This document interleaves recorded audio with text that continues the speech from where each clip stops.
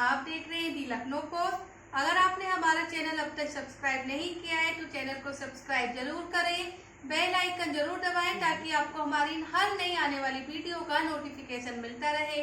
Video को like करें, share करें, कमेंट करें। शुरू करते हैं 9 अगस्त की क्रांति के महत्व के बारे में। 9 अगस्त 1942 भारत छोड़ो आंदोलन अगस्त क्रांति के नाम से भी जाना जाता है। भारतीय स्वतंत्रता आंदोलन की ये ऐसी लड़ाई थी जिसने ब्रिटिश शासन की नींव को हिलाकर रख दिया था। 9 अगस्त का महत्व हमारी आजादी की लड़ाई में बहुत ज्यादा है। 9 अगस्त 1925 को ब्रिटिश सरकार का तख्ता पलटने के उद्देश्य से बिस्मिल के नेतृत्व में हिंदुस्तान प्रजातंत्र संघ के 10 जुझारू कार्यकर्ताओं ने काकोरी कांड किया था, जिसकी याद ताजा रखने के लिए पूरे देश में हर साल 9 अगस्त को काकोरी कांड स्मृति दिवस मनाने की परंपरा भगत सिंह ने शुरू की थी। इस दिन बहुत बड़ी संख्या में नौजवान एकत्र होते थे। गांधी जी ने सोच समझकर ही 9 अगस्त 1942 का दिन चुना था। उस समय द्वितीय विश्व युद्ध का समय था। सेकेंड वर्ल्ड वॉर में इंग्लैंड एवं मित्र राष्ट्र निरंतर नए खतरों के दौर से गुजर रहे थे। जर्मनी और जापान की आक्रामक नीतियों के चलते इंग्लैंड के प्रधानमंत्री चर्चिल को लगा कि भारत में उनका ब्रिटिश साम्राज्य खतरे में है तथा जापान कभी भी भारत पर हमला कर अंग्रेजों को हरा सकता है। इसलिए उन्होंने स्टीफन क्रिप्स के नेतृत्व में एक डेलीगेशन भेजा। भारत के लोगों को अपनी तरफ करने के उद्देश्य से क्रिप्स मिशन भेजा गया। 23 मार्च 1942 को क्रिप्स द्वारा कुछ सुझाव प्रस्तुत किए गए। 29 मार्च 1942 को क्रिप्स प्रस्तावों की घोषणा की गई, परंतु भारतीय नेताओं ने एक सुर में क्रिप्स के प्रस्तावों को ठुकरा दिया। 11 अप्रैल 1942 को उसे वापस ले लिया गया। महात्मा गांधी ने कहा कि क्रिप्स के प्रस्ताव उस बैंक का चेक थे जो डूब रहा था। नेहरू ने क्रिप्स को शैतान का वकील बताया। तब भारत ने तय किया कि भारत फांसीवाद और साम्राज्यवाद के खिलाफ अहिंसक आंदोलन चलाएगा। 5 जुलाई 1942 को कांग्रेस की वर्किंग कमेटी की बैठक के समय उन्होंने जोर देकर कहा कि वे समय आ गया है कि कांग्रेस को पूर्ण स्वतंत्रता की मांग बुलंद करनी चाहिए। उस समय यूसुफ मेहर अली ने नारा दिया, अंग्रेजों भारत छोड़ो। गांधी जी ने इसे अहिंसक विद्रोह कहा। 14 जुलाई 1942 को वर्धा में कांग्रेस की कार्यकारिणी समिति ने अंग्रेजों भारत छोड़ो आंदोलन का प्रस्ताव पारित किया एवं इसकी सार्वजनिक घोषणा कर दी।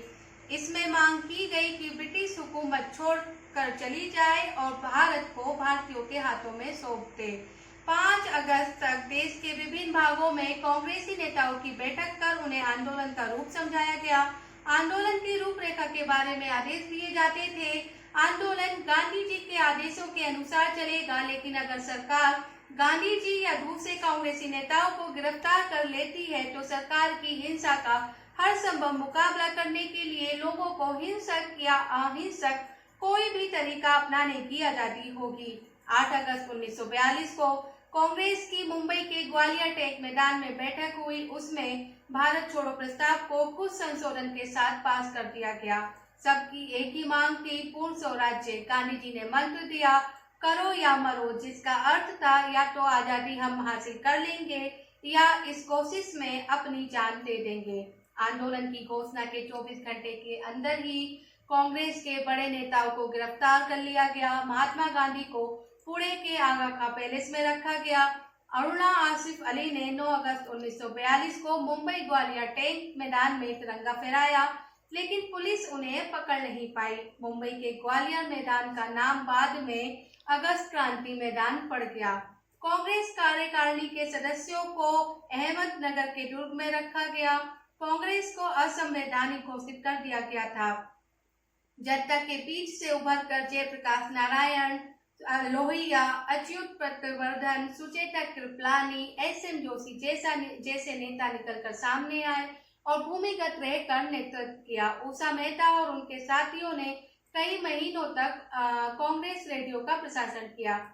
सरकार ने बहुत दमन किया और जवाब में जनता ने भी हिंसा का रास्ता अपनाया।